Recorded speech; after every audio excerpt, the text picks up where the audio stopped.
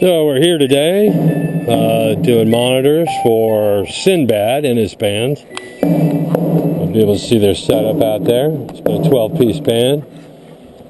Horn players, drummer, bass player, keyboard setup, 4 background vocalists. Sinbad himself plays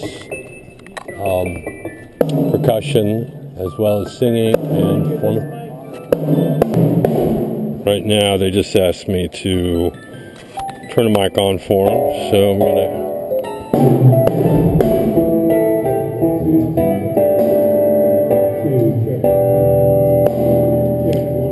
so I just unmuted Sinbad's wired mic.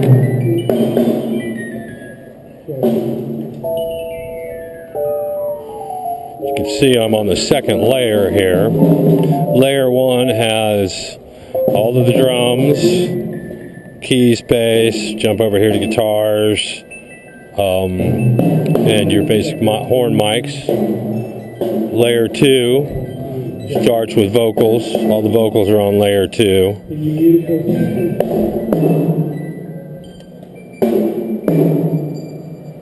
He just asked me to mute it, so I did.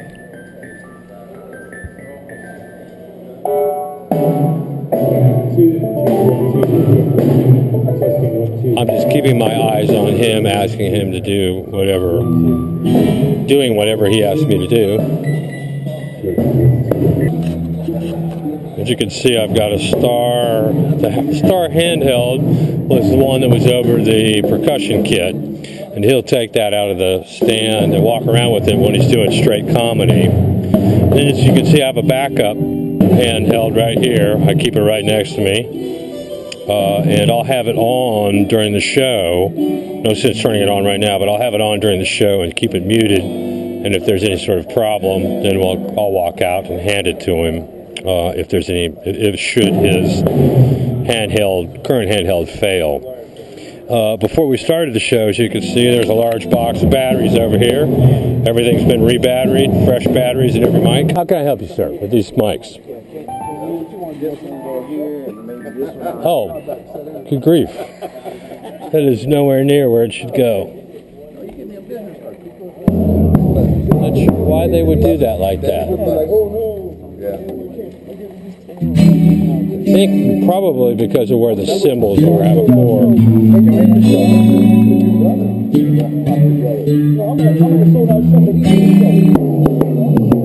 Gonna be okay like that? This other one needs to move as well? You okay with all of them? Yeah.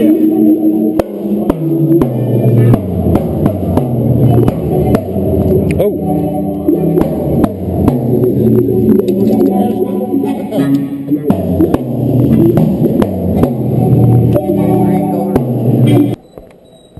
Had to do a little adjustment on a drum mic there. Was out of place.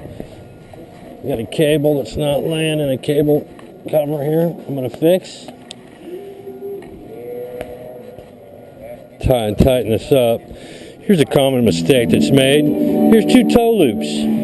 So this is something you always want to avoid when you're setting up a stage. This is part of stagecraft. And somebody to easily walk by here and stick their toe in this loop.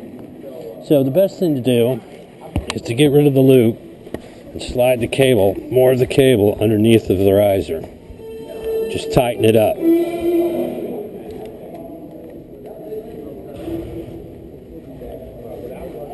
Ideally, we'd have a slightly longer.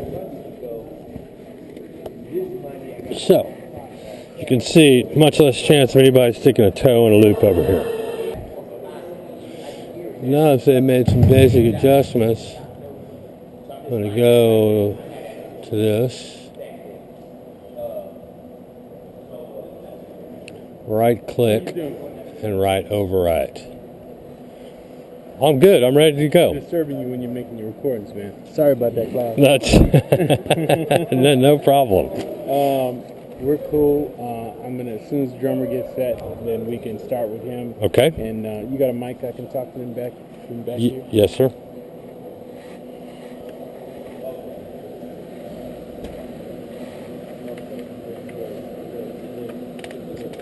It's got a switch on it.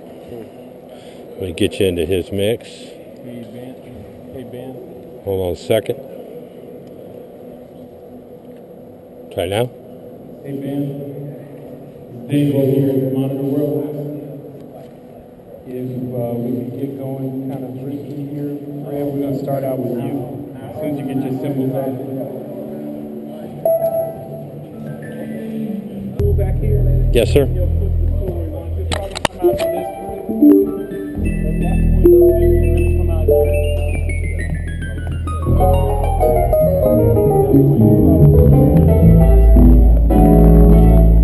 Do we want to go upstage with this, or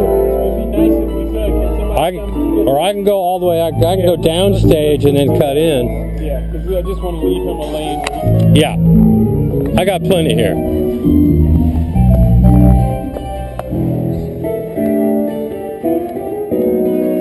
He's asking me here to adjust this power cable so that Sinbad has a clear lane. And then what we'll do is we'll tape it down where it does cross.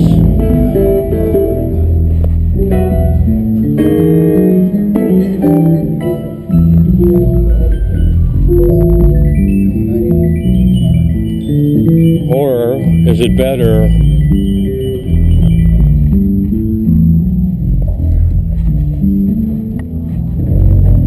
I think it's better if we come back.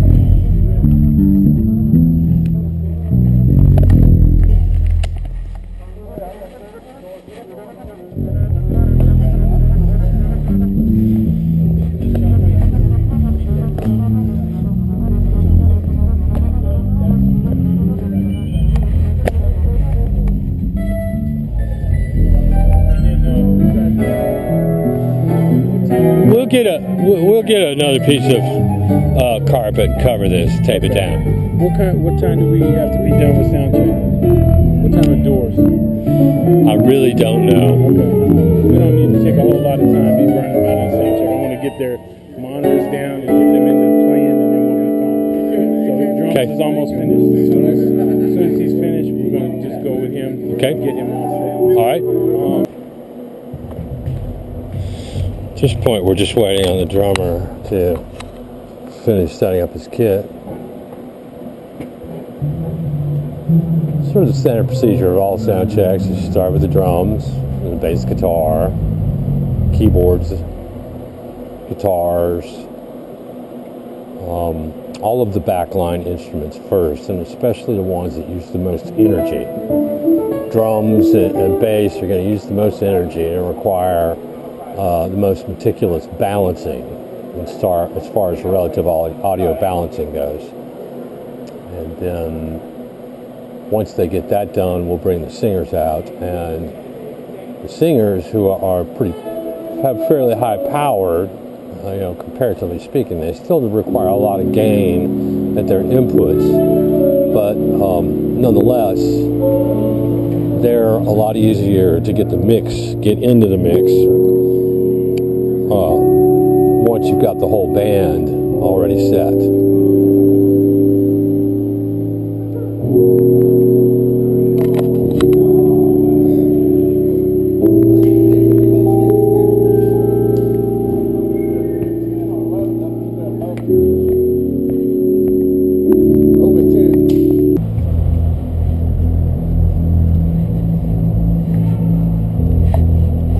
Time to roll up the sleeves and get ready to rock here.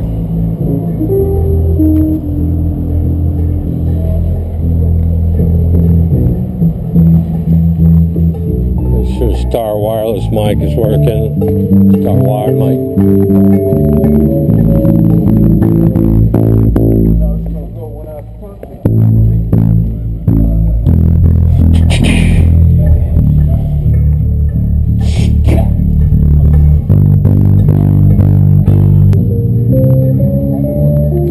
Right now what I'm doing here is, as they're all starting to make music, make noise in general, and tuning up and what have you, I'm looking closely at the input levels here.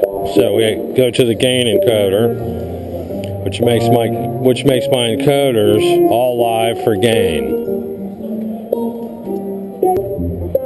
One thing you have to be careful of when you're changing gain, when we're in variable group mode, using the board as a monitor mixer, is that once you notice that as I change the gain here, you can see that the fader also changes.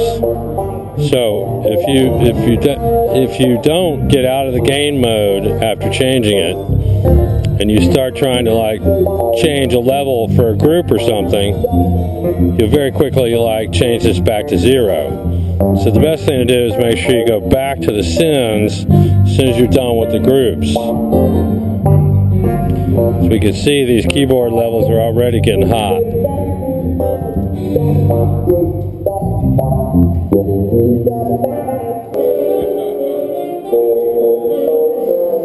So you can see I'm in the flip fader mode, where if I'm not in flip fader, I use the fader now. On the main layer, since I'm in post, everything is set at 0 dB. I go to the flip fader mode. It makes it very easy for me to see what's on each layer, the levels of each layer. Did you already talk to our drummer in about his mix channel? No, sir, I have not. Let me put you in. Okay, guys, can we have it quiet for a second? We're going to start doing this. We need to just focus on Fred for a second.